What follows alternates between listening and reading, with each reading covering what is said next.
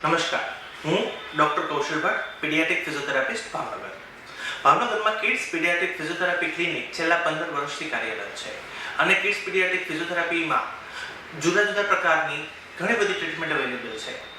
તો આજે અમારી ટીમના ડૉક્ટર મૈત્રીબેન જસાણી કે જે સિનિયર પીડિયાટ્રિક ફિઝિયોથેરાપિસ્ટ પણ છે અને જેમણે મેન થેરાપીમાં સેન્સ ઇન્ટિગ્રેશનની અંદર ટ્રેનિંગ પણ લીધેલી છે, જે આપણી સાથે છે. તો આજે એમની પાસેથી આપણે ઓટિઝમ વિશે જાણીશું. નમસ્કાર. તો સૌથી પહેલા ઓટિઝમ શું છે એ બધાને ખબર છે. હવે અત્યારે સોશિયલ મીડિયા ઉપરથી કે ડૉક્ટર પાસેથી અવેરનેસ ઘણી બધી છે ઓટિઝમ વિશે. તો બીઇંગ અ પીડિયાટ્રિક ફિઝિયોથેરાપિસ્ટ, ઓટિઝમ વાળા પેશન્ટ તમારી પાસે આવે ત્યારે એને એઝ અ ફિઝિયોથેરાપિસ્ટ તરીકે તમે શું ટ્રીટ કરો? નમસ્તે. જ્યારે પણ બાળક આવે છે અમારે ત્યાં એ ઓટિઝમ ડાયગ્નોઝ થયેલું હોય એમને, તો પહેલાં તો અમે પેરેન્ટ્સના કન્સર્ન શું છે ને એના પછી અમે લોકો ટ્રીટમેન્ટ ડિસાઇડ કરીએ છીએ. પેરેન્ટ્સ શું ઈચ્છે છે કે મારું બાળક આ નથી કરી શકતું કે આ કરી શકે છે. તો ઓટિઝમમાં સૌથી પહેલી વસ્તુ તમે કીધી કે પેરેન્ટ્સનું કન્સર્ન, કે મા બાપને પોતાને શું જોઈએ છે, પણ એ પછી તમારું નિદાન અને તમારી સારવાર, તો એની અંદર તમે શું કરો? પહેલાં તો અમે લોકો અસેસમેન્ટ કરીએ છીએ. અસેસમેન્ટમાં અલગ અલગ રીતે અસેસમેન્ટ કરીએ છીએ કે જેમાં સેન્સરી ઇન્ટિગ્રેશન હોય છે, પછી બિહેવિયર પર અસેસમેન્ટ કરીએ છીએ, પછી ઓરોમોટર પર અસેસમેન્ટ કરીએ છીએ. એના ઉપર અસેસમેન્ટ કર્યા પછી અમે ટ્રીટમેન્ટ પ્લાન કરીએ છીએ. તો તમે એક વર્ડ યુઝ કર્યો, સેન્સરી અસેસમેન્ટ. તો એ સેન્સરી ઇન્ટિગ્રેશન એટલે શું? ટૂંકમાં કહું તો સેન્સીસને કેવી રીતે ઇન્ટિગ્રેટ કરવું, એટલે કે એનો ઉપયોગ કેવી રીતે કરવો, એને સેન્સરી ઇન્ટિગ્રેશન કહેવાય છે. ઓકે, તો તમારું કહેવું છે કે સેન્સરી ઇન્ટિગ્રેશન એટલે ફંક્શનલ યુઝની અંદર સેન્સીસ ઇન્ટિગ્રેટ થયેલી હોય અને બાળક પોતે ફંક્શન કરી શકે, એ સેન્સરી ઇન્ટિગ્રેશન. તો એ જણાવશો કે સેન્સરી ઇન્ટિગ્રેશનમાં કઈ કઈ સેન્સીસ ઉપર એઝ અ ફિઝિયોથેરાપિસ્ટ તમે વર્ક કરો? વેસ્ટિબ્યુલર છે, પ્રોપ્રાયોસેપ્શન છે, ટેક્ટાઇલ છે, એવી અલગ અલગ રીતે અમે લોકો કરીએ છીએ. તમે વેસ્ટિબ્યુલર કીધું, ટેક્ટાઇલ કીધું, અને સોશિયલ મીડિયામાં હમણાં ઘણા બધા વિડીયો જોવા મળે કે બાળકને હિંચકામાં બેસાડી દીધું અને વેસ્ટિબ્યુલર થઈ ગયું, કે જુદા જુદા પ્રકારના બ્રશ ઘસ્યા અને ટેક્ટાઇલ થઈ ગયું. તો શું એને સેન્સરી ઇન્ટિગ્રેશન કહી શકાય? ના, એ એક પ્રકારનું છે, પણ એનો ઉપયોગ બાળક કેવી રીતે કરે છે ને એ વધારે જરૂરી છે. કે હિંચકામાં બેસાડવાથી વેસ્ટિબ્યુલર થઈ ગયું એવું જરૂરી નથી, પણ એનાથી આપણે શું વર્ક, બાળક પાસે આપણે શું કામ કરાવી શકીએ ને એ વધારે મહત્વનું છે. બાળક પાસે કામ કરાવવા માટે બાળક આઈ કોન્ટેક્ટ કરતું થાય કે બાળક બેસતું થાય, એ માટે તમે સાથે શું શું કરાવો છો? બાળક બેસતું થાય એ માટે અમે એમને અલગ અલગ રીતે અમે બધા ટોયસનો ઉપયોગ કરીએ છીએ કે બાળક વધારે અમારી સાથે કેવી રીતે કોઓપરેટ કરે છે. અમે વધારે પ્લે તરીકે અમે એને થેરાપી કરાવીએ છીએ. ઓકે, તમે બહુ સારી વાત કરી કે બાળક રમતું રમતું થેરાપી કરે છે. તો ઘણી બધી વખત પેરેન્ટ્સ એમ કહે કે મારા બાળકને ઓટિઝમ છે, મારા બાળકને ADHD છે, તો એ બંનેમાં ડિફરન્સ શું? હા, બંને બાળક અલગ અલગ રીતે હોય છે કે બંને પણ હોઈ શકે છે કે જે બાળકમાં ADHD પણ હોય છે અને ઓટિઝમ પણ હોય છે, અને કાં તો અલગ અલગ પણ હોઈ શકે છે. તો ADHD છે એ બાળકમાં આઈ કોન્ટેક્ટ હોય છે ને સોશિયલી કોમ્યુનિકેટ કરતું હોય છે, જ્યારે ઓટિઝમમાં બાળકમાં આઈ કોન્ટેક્ટ નથી હોતો ને સોશિયલી કોમ્યુનિકેટ નથી કરતું.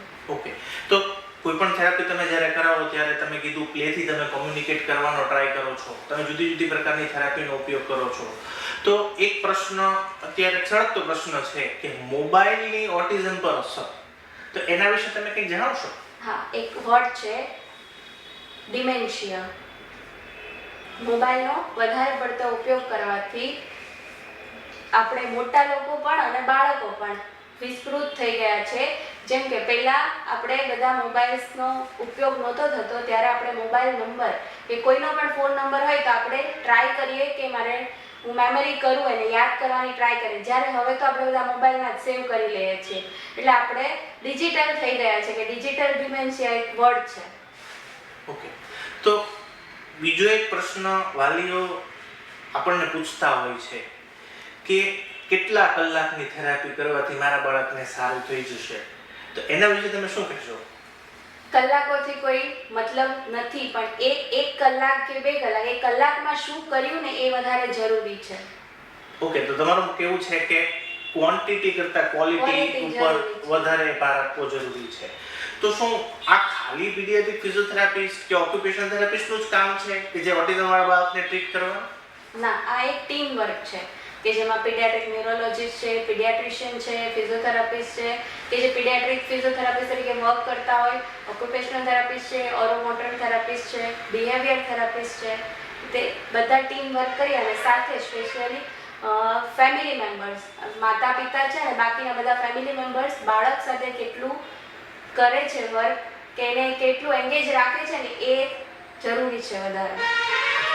અને છેલ્લો પ્રશ્ન કે આ ટ્રીટમેન્ટ ક્યારથી શરૂ કરવી જોઈએ? જ્યારે પેરેન્ટ્સ કન્સર્ન થાય કે એ વિચારે કે ના મારા બાળકને ડાયગ્નોઝ થઈ ગયું છે અને હવે મારે એની માટે કંઈ કરવું છે, તો as early as possible. Okay, તો બેન તરફથી એક ખાસ અર્લી ઇન્ટરવેન્શન કે બાળક પહેલા પોતે એક્સેપ્ટ બાળકની તકલીફ માતા પિતા એક્સેપ્ટ કરે, મા બાપ સ્વીકારે કે મારા બાળકને આ તકલીફ છે, ડોક્ટરે કીધું એ તકલીફ નહીં કે થેરાપિસ્ટને લાગતી તકલીફ નહીં, મા બાપને ખુદને ખબર પડે અને પછી કોઈ પણ એક્સપર્ટની હેલ્પ, ટીમ વર્ક, એમણે જે કીધું કે ઓક્યુપેશનલ થેરાપિસ્ટ, ફિઝિયોથેરાપિસ્ટ, જે લોકો પીડિયાટ્રિકમાં વર્ક કરે છે, ઓરોમોટર થેરાપિસ્ટ, પીડિયાટ્રિક ન્યુરોલોજિસ્ટ, એમના રેગ્યુલર પીડિયાટ્રિશિયન, ડાયટિશિયન, એ બધાનો જ બાળકને ટ્રીટ કરવામાં રોલ છે. અને ખાસ કરીને સૌથી મોટો રોલ છે એમણે જે સમજાવ્યું એ ફેમિલી મેમ્બર્સનો, કારણ કે ફેમિલી મેમ્બર્સ બાળક સાથે 24 કલાક રહેતું હોય છે. એટલે બધાએ સાથે મળીને આની અંદર બને એટલું જલ્દી કામ કરીએ તો આની અંદરથી બહાર નીકળી શકીએ. એમની પાસેથી એક નવો વર્ડ પણ જાણવા મળ્યો, ડિજિટલ ડિમેન્શિયા, કે આપણને ધીમે ધીમે મોબાઈલનો યુઝ કરવાથી ઘણી બધી વસ્તુઓ વિસ્મૃતિ થઈ જાય છે, આપણે ભૂલી જતા હોઈએ છીએ. તો મોબાઈલનો બને એટલો ઓછો ઉપયોગ કરી અને મા બાપ કે થેરાપિસ્ટ કોમ્યુનિકેશન કરે. એઝ અ થેરાપિસ્ટ કોઈ દિવસ ક્લિનિકની અંદર મોબાઈલનો ઉપયોગ કરીને થેરાપી કરાવતા નથી, એની માટે ટોયઝનો ઉપયોગ કરે છે એવું એમણે જણાવ્યું. તો રમકડાનો ઉપયોગ કરવો તો બાળક સાથે કોમ્યુનિકેશન થાય, આઈ કોન્ટેક્ટ થાય, એ બધી જ વસ્તુઓ આપણને એમની પાસેથી જાણવા મળી.